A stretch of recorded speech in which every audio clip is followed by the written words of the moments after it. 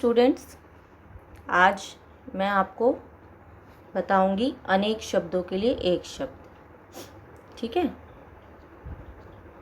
जब भी हम ग्रामर में हम बहुत चीज़ें पढ़ते हैं, मुहावरों का प्रयोग करते हैं, लोकोक्तियों का प्रयोग करते हैं, ऐसे ही अनेक शब्दों के लिए एक शब्द का प्रयोग किया जाता है, क्योंकि ये जो ऐसे शब्द हैं वो भाषा में सौंदर्य लाते हैं।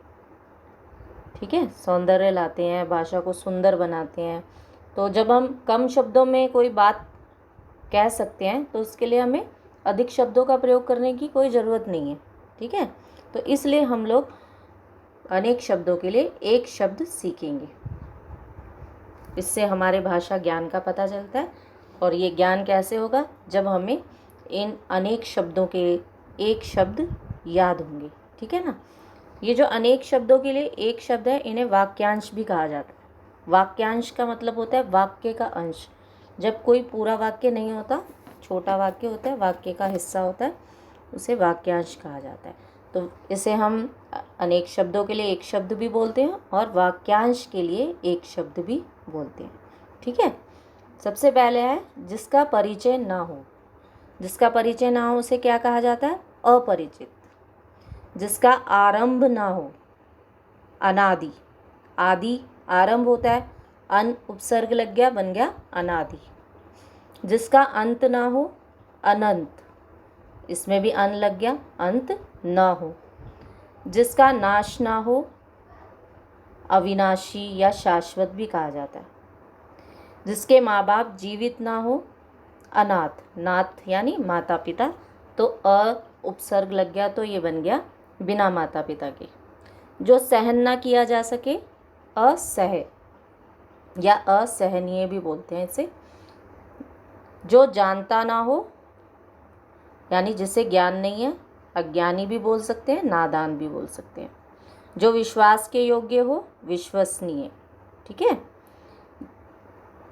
जो विश्वास के योग्य न हो, अ लगा दिया, अविश्वसनीय। ठीक है। जिसका वर्णन करना असंभव हो, अवर्णनीय। जिसे कहा ना जा सके, अकथनीय। धन से संबंधित, आर्थिक। देखो बेटा, इनके मतलब भी पता होंगे तो ही समझ में आएगा। अर्थ जो है वो धन को बोलते हैं, इसलिए धन से संबंधित यानी आर्थिक। आगे बढ़ना, आगे बढ़ने को उन्नति भी बोलते हैं, उत्कर्ष भी बोलते हैं और प्रगति। तीनों में से कोई भी शब्द लिख सकते हैं। नीचे गिरना, अवनति। उन्नति का उल्टा, अवनति। उत्कर्ष का ऑपोजिट, अपकर्ष। जो उपकार करता हो उसे कहते हैं उपकारी या उपकारक। जिस पर उपकार किया जाए उसे क्या बोलेंगे? उपकृत या आभारी। ठीक है ना। आप ज़्यादातर पत्र में लिखते हैं, आप मेरा ये कार्य कर दें, मैं आपका आभारी रहूँगा। ठीक है ना। मिलकर रहना, मिलकर रहने को क्या कहते हैं? एकता या ऐक्य। खुले दिल वाला व्यक्ति, विशाल हृदय या उदार भी बोलते हैं। कार्य में लगे रहने वाला, कर्मठ। जो कार्य अच्छी प्रकार करता हो, कार्यकुशल। जिसका कोई शत्रु ना हो, अजात शत्रु। जो जीता ना जा सके, अजेय। पढ़े जाने जो योग्य, पठनीय। जो सब कुछ जानता हो, सर्वज्ञ। ऊपर लिखा हुआ, ऊपरी लिखित। क्या बोलते हैं? ऊपरी लिखित। ऊपरी लिखित, निम्नलिखित ऐसे शब्द पढ़ते हैं ना, तो ऊपर जो लिखा होता है उसे बोलते हैं ऊपरी लिखित या उपरियुक्त। उपरियुक्त यानी ऊपर कहा गया, ऊपरी लिखित यानी ऊपर लिखा गया। दोनों एक जैसे भी होते हैं। आगे नीचे लिखा हुआ को क्या बोलते हैं? निम्नलिखित। ठीक है।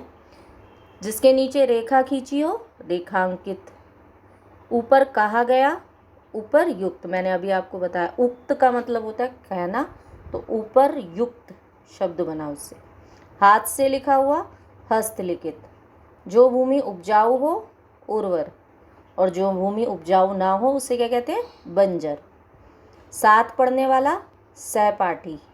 साथ काम करने वाला, सहकर्मी। साथ चलने वाला, सहचर। ठीक है। पश्चिम से संबंध रखने वाला, पाश्चात्य।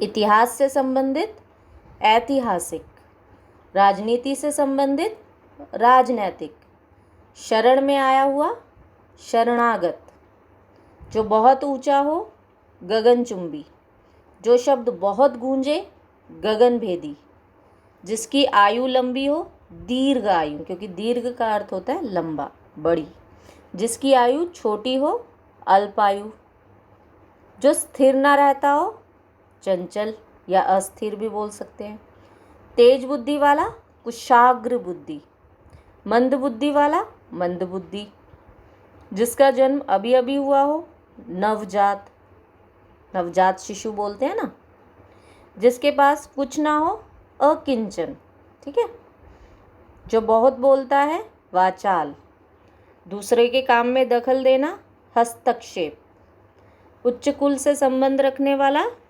कुलीन, अच्छे चरित्र वाला सच्चरित्र, हित चाहने वाला हितैषी, दूसरों का अच्छा सोचने वाला शुभ चिंतक, जिसका इलाज ना हो सके असाध्य, कहते हैं ना कि ये रोग असाध्य है, लाइलाज है, जो बिना वेतन के काम करे अवैतनिक।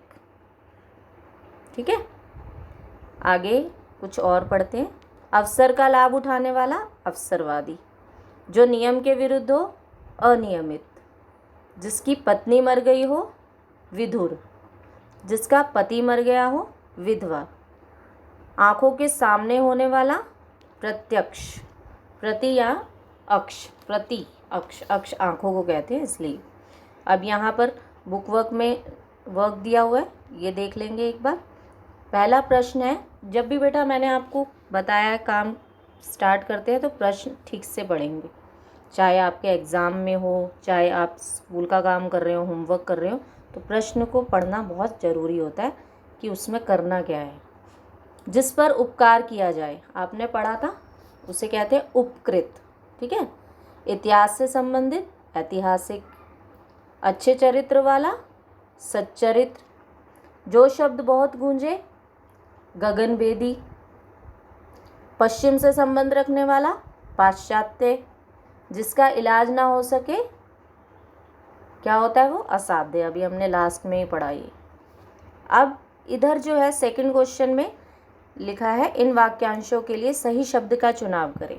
ठीक है, अब इसमें दो शब्द दिए हुए हैं, जो सही है उसको हम लिखेंगे। जिसका अंत ना हो, अनादि होता है या अनंत, अनंत, ठीक है ना, अनादि तो वो होता है जिसका आरंभ ना हो। जो भूमि उपजाऊ हो उसे कहते हैं उर्वर, जिसकी आयु छोटी हो अल्पायु, तेज बुद्धि वाला कुशाग्र बुद्धि, जिसकी पत्नी मर गई हो विधुर, विधुर कहते हैं ना क्योंकि वो मेल है, पुल्लिंग है। ऊपर लिखा हुआ ऊपरी लिखित, वो भी हमने अभी पढ़ा था। अब थर्ड क्वेश्चन में आपको कलर्ड है, रंगीन छपे वाक्यांशों के स्थान पर एक शब्द लिखना है और वाक्य दोबारा लिखना है। बेटा आप एग्ज़ाम में हमेशा इसके लिए एक शब्द तो लिख देते हो लेकिन पूरा वाक्य नहीं लिखते, तो इससे क्या होता है कि आपको जो नंबर हैं वो भी पूरे नहीं मिलते।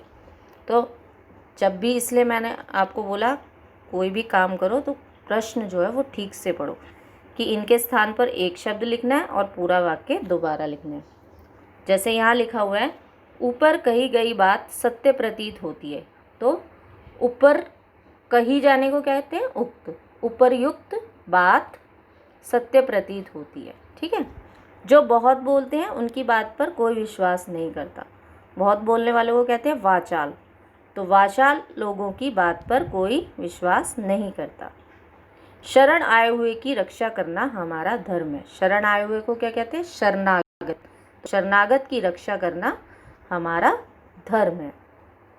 इसके बाद है, मदर टेरेसा का कोई शत्रु नहीं था, जिसका कोई शत्रु नहीं होता उसे क्या कहते हैं अजात शत्रु, तो हम लिखेंगे मदर टेरेसा अजात शत्रु थी। दुबई में बहुत ऊंची ऊंची इमारतें हैं, दुबई में गगनचुंबी इमारतें हैं। अब यहाँ पर है कि आपको वाक्यांशों के लिए एक शब्द भी लिखना है और उसका वाक्य भी बनाना है। साथ काम करने वाले को क्या कहते हैं सहकर्मी, तो कोई भी वाक्य बना लो, जैसे विमला अपने सहकर्मी के साथ बाजार गई, ठीक है। जिसका जन्म अभी अभी हुआ हो उसे कहते हैं नवजात, तो नवजात शिशु बहुत प्यारे लगते हैं, ये वाक्य बन गया। हित चाहने वाले को क्या कहते हैं? हितैषी। तो आजकल सभी अपने बारे में सोचते हैं, कोई किसी का हितैषी नहीं है। कोई भी आप अपना वाक्य भी बना सकते हैं। अवसर का लाभ उठाने वाला अवसरवादी। तो जब भी अवसरवादी की बात होती है ना, मन में नेता की ख्याल आता है। तो आजकल अवसरवादी नेताओं का ही बोलबाला है। जो जीता ना जा सके वो होता है अजेय, यानी किसको नहीं जीत सकते हम? मृत्यु को। मृत्यु अजेय है। ये छोटा सा ही मैंने वाक्य बनाया। अब आपको क्वेश्चन दिया गया है, सही विकल्प चुनें, ठीक है। यानी आपको जितने भी विकल्प यानी ऑप्शन दिए गए हैं, विकल्प का अर्थ होता है ऑप्शन, उसमें जो सही है उस पर आपको टिक करना है। जो सब कुछ जानता हो, क्या है? सर्वज्ञ। सर्वज्ञ पे टिक करेंगे सेकंड पे। साथ पढ़ने वाला सहपाठी। जो स्थिर ना रहता हो उसे क्या बोलते हैं? चंचल। काम में लगे रहने वाला क्या होता है? कर्मठ, ठीक है। काम में लगे रहने वाला कर्मठ। दूसरों का अच्छा सोचने वाला क्या बोलते हैं उसे? शुभ चिंतक, ठीक है। तो इस तरह से ये हमारा चैप्टर पूरा होता है। इसे आप सब नोट करेंगे।